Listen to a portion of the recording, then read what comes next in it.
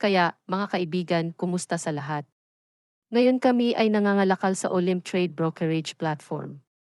Ang link para magparehistro sa broker na ito ay nasa paglalarawan. Sumali at kumita ng pera sa akin gamit ang aking mga diskarte. Ang lahat ng mga link sa mga pinagmulan ay nasa paglalarawan din kaya't magsimula tayo. Pumunta sa platform, narito ang tab ng mga asset, piliin ang anumang asset.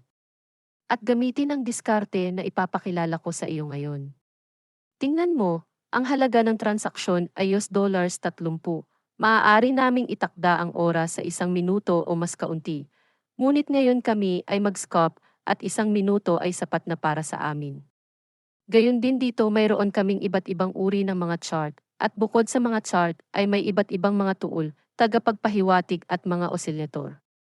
Maaari kang gumamit ng iba't ibang mga tagapagpahiwatig at mayroon din kaming mga pantulong na tool, tulad ng isang pahalang na linya, at sa diskarte sa scalping ngayon, kailangan lang namin ang mga pahalang na linya. At simulan na natin ngayon. Tingnan, ang pangunahing kakanyahan ng scalping ay scalping sa matalim na pagbabago-bago ng presyo. At ngayon, kapag naganap ang isang pagbaliktad, ang mga presyo ay lumayo mula sa antas, paglaban, ito ay isang zone, magbubukas kami ng isang sell trade para sa 1 minuto sa US$30 pababa at maghintay lamang para sa resulta. Habang kinukumpleto ang ating transaksyon, tingnan natin ng mabuti kung paano gumagana ang scalping. Pakitandaan, mga kaibigan, kapag mayroon tayong matalim na pagbabago-bago ng presyo, ibig sabihin, dito mayroon tayong antas ng suportang may kondisyon. Isang rollback ang nagaganap. At kapag ang presyo ay umabot sa antas, nagbubukas kami ng isang kalakalan sa itaas ng eksakto kapag ito ay umabot sa antas na ito. Gayon din sa sitwasyong ito, alam namin na mayroong isang antas ng paglaban dito, at kapag ang presyo ay lumalapit sa antas na ito, maaari naming ligtas na magbukas ng isang sell trade.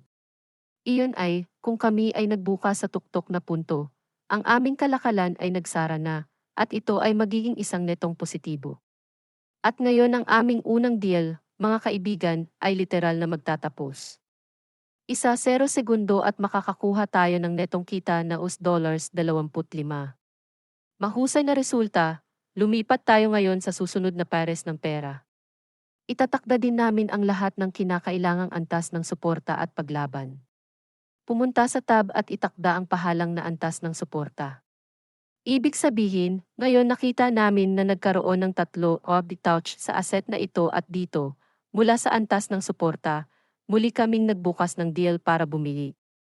Ibig sabihin, ang susunod na larawan ay narito, mayroon tayong antas ng pagtutol, dito mayroon tayong antas ng suporta.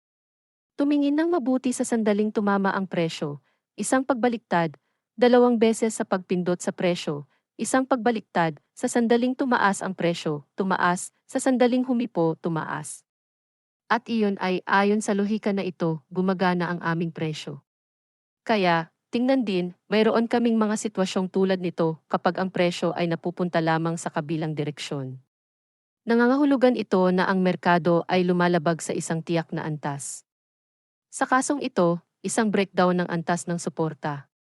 Maaari kang magbukas ng mga kalakalan dito upang masakop ang nakaraang deal. Alinsunod dito, maaari tayong magbukas ng dalawa transaksyon na US$30 pataas. Kung ang dalawa trade na ito ay magsara din sa negatibo, sa kasong ito ay nagsasagawa na kami ng triple overlap at ganap na sinasaklaw ang pagkalugi ng 6 na trade. Tingnan natin ang resulta, may literal na kaunting oras na natitira.